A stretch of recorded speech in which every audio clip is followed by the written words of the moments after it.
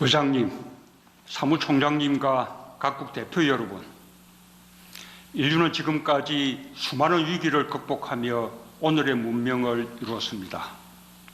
지금 코로나 위기 속에 있지만 인류는 오늘과 다른 내일로 다시 놀라운 발전을 이룰 것입니다. 코로나19로 희생되신 분과 유가족, 병마와 싸우고 계신 전 세계 모든 분께 진심으로 위로의 마음을 전합니다. 인류의 건강을 지키기 위해 헌신하고 있는 각국의 의료진과 방역요원, 국제기구 관계자들께도 감사의 말씀을 드립니다. 이번 75차 유엔 총회는 전대미문의 위기를 극복하는 총회가 될 것입니다. 볼칸 보즈커르 의장님의 취임을 축하하며 의장님의 탁월한 지도력을 크게 기대합니다. 감염병뿐 아니라 평화, 경제, 환경, 인권 등 수많은 지구촌 현안을 해결하기 위해 헌신하고 계신 안토니우 구테레시 사무총장께도 경의를 표합니다. 의장님, 우리가 직면한 코로나19 위기는 인류의 일상을 송두리째 바꾸고 세계 경제와 국제 질서마저 변화시키고 있습니다. 75년 전 유엔을 창설한 선각자들처럼 대변혁의 시대에 우리가 가야 할 길이 어디인지 다시 지혜를 모아야 할 때입니다.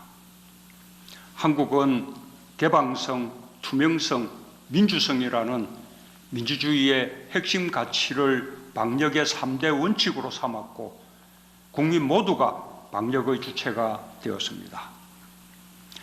다자주의 또한 한국의 공동체 정신과 결합해 모두를 위한 자유라는 새로운 실천을 가능하게 했습니다. 한국 국민들은 나의 안전을 위해 이웃의 안전을 지켰습니다.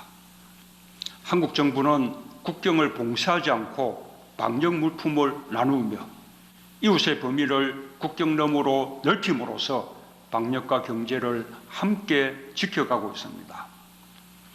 결국 한국이 오늘 코로나를 극복하고 있는 힘은 인류가 만들어 온 가치, 유엔이 지켜온 가치들이었습니다. 코로나를 이겨낼 답은 멀리 있지 않습니다. 인류 보편 가치에 대한 믿음이라는 유엔 헌장의 기본 정신으로 돌아가는 것입니다.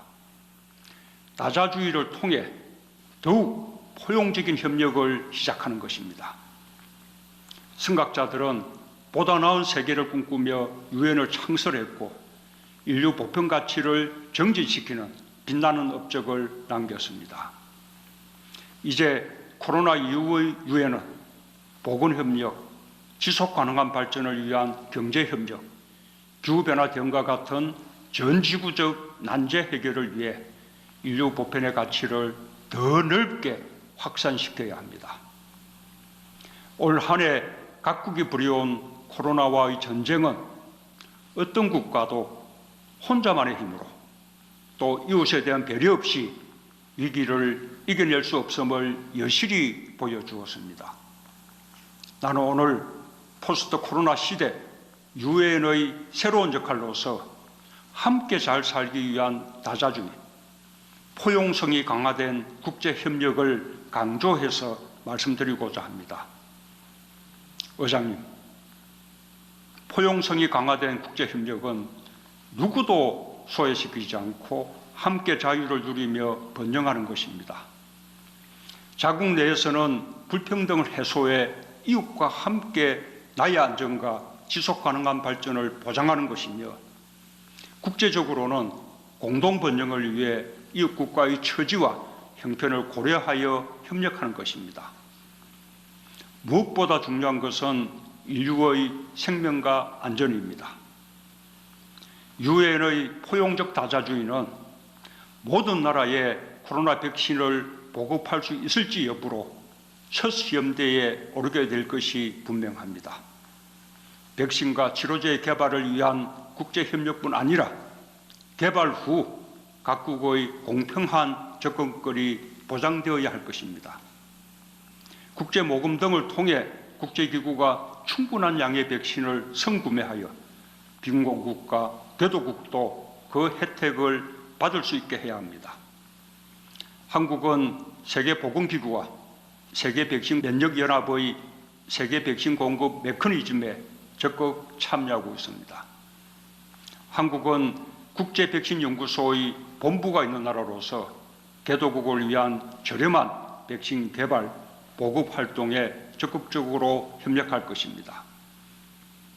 코로나 2차, 3차 대유행의 우려가 여전한 만큼 한국은 K-방역의 경험을 국제사회와 적극적으로 공유하고 지속적으로 함께 하겠습니다. 지진 후의 쓰나미처럼 경제 충격이 우리를 덮치고 있습니다. 방역을 위한 국경 봉쇄와 인적, 물적 교류의 위축으로 세계 경제의 회복이 더욱 어려운 상황입니다. 실로 대단히 어려운 과제이지만 우리는 방역과 경제 두 마리 토끼를 함께 잡아야 합니다. 코로나 위기 속에서도 연대와 협력의 다자주의와 규범에 입각한 자유무역 질서를 강화해 나가야 합니다. 한국은 글로벌 공급망 유지와 기업인 등 필수 인력 이동을 촉진하고자 노력해 왔습니다. 한국은 발전 경험을 개도국과 공유하고 유엔이 추구하는 지속 가능한 발전 목표를 이루기 위한 국제사회의 노력에도 적극 동참할 것입니다. 지속 가능한 경제 구조를 이끄는 포용성을 강화하기 위해 위기는 곧 불평등 심화라는 공식을 깨고 누구도 소외되지 않는 경제 회복을 이뤄내야 합니다. 한국은 한국판 뉴딜이라는 도전에 나섰습니다. 디지털 뉴딜과 그린 뉴딜을 함께하는 한국 경제의 전면적인 대전환이며 불평등 사회에서 포용 사회로 가기 위한 약속입니다. 한국은 코로나로 인한 영향을 최소화하고 경제 회복을 앞당기기 위해 모든 나라와 협력할 것이며 유엔이 지향하는 포용적 다자주의를 위한 국제 협력에도 적극 동참할 것입니다. 지난 9월 7일은 한국 정부가 주도하여 유엔이 채택한 푸른 하늘을 위한 국제 맑은 공기의 날이었습니다. 인류의 일상이 멈추자 세계 곳곳에서 나타난 푸른 하늘. 코로나의 역설은 각국의 노력과 국제 협력에 따라 인류가 푸른 지구를 회복할 수 있다는 희망을 보여줍니다. 나는 유엔을 중심으로 더 낮고 더 푸른 재건을 위한 국제 협력이 발전되어 나가길 기대합니다. 한국은 파리 협정의 충실한 이행을 비롯한 신규 체제 확립 노력에 적극 동참하고 있습니다. 올해 말까지 2030년 국가 온실가스 감축 목표인 국가 결정 기여를 경신해 유엔에 제출할 예정이며 장기 저탄소 발전 전략도 마련하여 2050년 저탄소 사회 구현에 국제사회와 함께 하겠습니다. 기후변화 대응에 성공하기 위해서는 포용성이 강화된 국제협력이 반드시 필요합니다. 선진국이 수백 년, 수십 년에 걸쳐 걸어온 길을 산업화가 진행 중인 개도국이 단기간에 따라잡을 수는 없습니다. 개도국과의 격차를 인정하고 선진국이 더 많은 노력을 기울이며 최선책을 찾아야 할 것입니다. 한국은 선진국과 개도국을 잇는 가교 역할로 기후 대응에 적극적으로 동참하면서 개도국에 한국의 경험을 충실히 전할 것입니다. 내년 서울에서 개최되는 P4G 정상회의는 기후변화 대응을 위한 국제적 연대의 중요성을 확인하는 자리가 될 것입니다.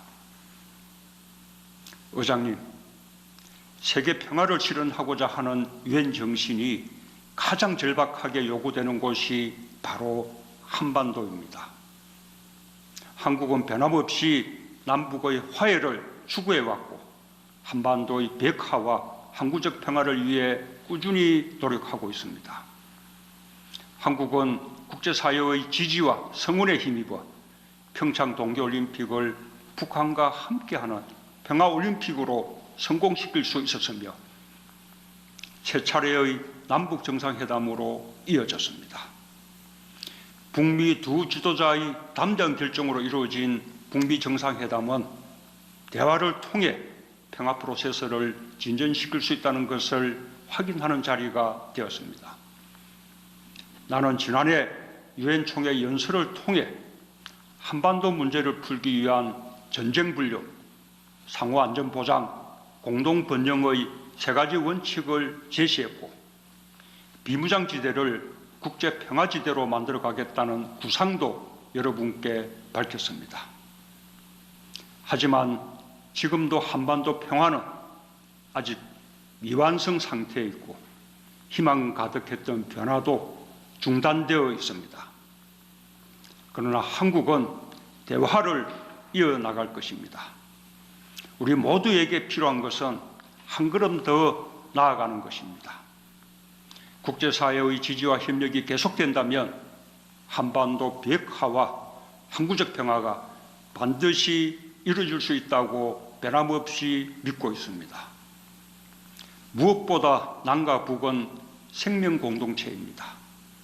산과 강, 바다를 공유하며 밀접하게 방역과 보건 협력은 한반도 평화를 이루는 과정에서도 대화와 협력의 이웃나라의 안전이 자국의 안전과 직결되어 있다는 것을 더 깊이 인식하게 되었습니다.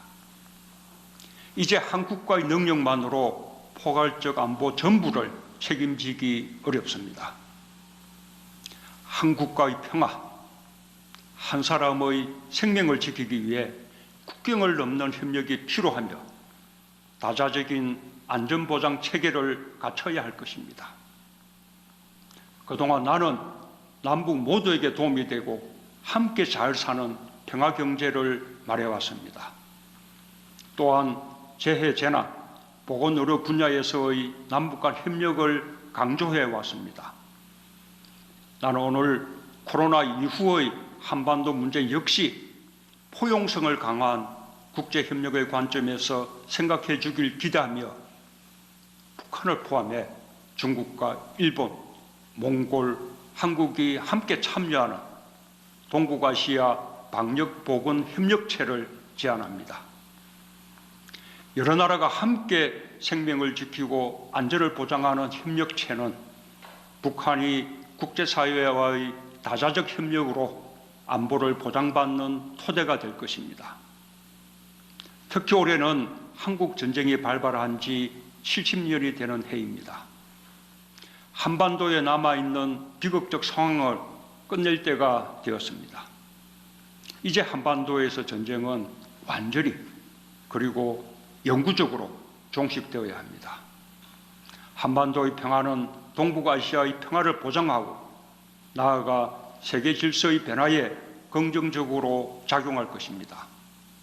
그 시작은 평화에 대한 서로의 의지를 확인할 수 있는 한반도 종전선언이라고 믿습니다. 종전선언을 통해 화해와 번영의 시대로 전진할 수 있도록 유엔과 국제사회에도 힘을 모아주길 바랍니다. 종전선언이야말로 한반도에서 비핵화와 함께 항구적 평화체제의 길을 여는 문이 될 것입니다. 한국은 K-방역뿐 아니라 평화를 제도화하고 그 소중한 경험을 국제사회와 나누고 싶습니다. 다자적 안보와 세계 평화를 향한 유엔의 노력에 앞장서 기여하는 길이 될 것입니다. 의장님, 사무총장님과 각국 대표단 여러분, 우리는 코로나로 인해 세계가 얼마나 긴밀히 연계되어 있는지 확인했고 결국 인류는 연대와 협력의 시대로 갈 것입니다.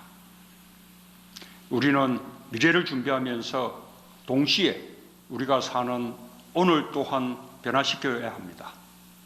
한 사람 한 사람의 작은 행동은 쌓이고 모여 우리의 오늘을 자유롭게 할 것입니다. 나는 유엔이 오늘 이 순간부터 새로운 시대, 포용적 국제협력의 중심이 되어주길 바랍니다. 감사합니다. 네, 문재인 대통령의 제75차 유엔 총회 기조연설 중계해드렸습니다. 어떤 내용이었는지 취재기자와 정리해보겠습니다. 네, 강푸른 기자, 이 코로나19 상황으로 인해서 연설이 화상으로 좀 진행이 된 것 같아요. 이번이 문재인 대통령 4번째 연설인데 이번 연설에서의 핵심 뭐라고 볼 수 있을까요? 지금 보면 화상 미리 녹화된 영상을 통해서 한 18분 정도를 말씀하셨거든요. 그런데 그 핵심적인 이야기, 가장 중요한 메시지가 후반부에 나왔습니다. 네. 종전선언에 대한 이야기가 이제 핵심으로 보이는데요. 문재인 대통령이 지금 종전선언이야말로 한반도에서 비핵화와 항구적 평화의 길을 여는 문이 될 거다. 유엔과 국제사회가 힘을 모아주길 바란다. 이렇게 말씀하셨고요. 포스트 코로나 시대에 유엔이 포용성이 강화된 국제 협력을 보여줘야 한다. 그러면서 이제 북한이랑 중국, 일본, 몽골이 함께 참여하는 동북아 방역, 보건협의체 창설을 제안한다. 이렇게 말씀을 하셨습니다. 종전선언 같은 경우에는 2018년 4월에 판문점에서 남북 정상이 그때 만났을 때 함께 추진하기로 했던 내용 중에 하나인데 그걸 이제 다시 한번 재추진 의사를 강조했다는 데에서 우리 정부의 고심이 담겨 있는 것 같습니다. 네, 한반도 종전선언 그리고 코로나 시대 국제협력 이렇게 연설 핵심 내용 짚어봤습니다. 강 기자 여기까지 듣겠습니다. 고맙습니다. 네, 지금까지 제75차 유엔 총회 문재인 대통령의 기조 연설 전해드렸습니다. 뉴스 특보 마칩니다. 고맙습니다.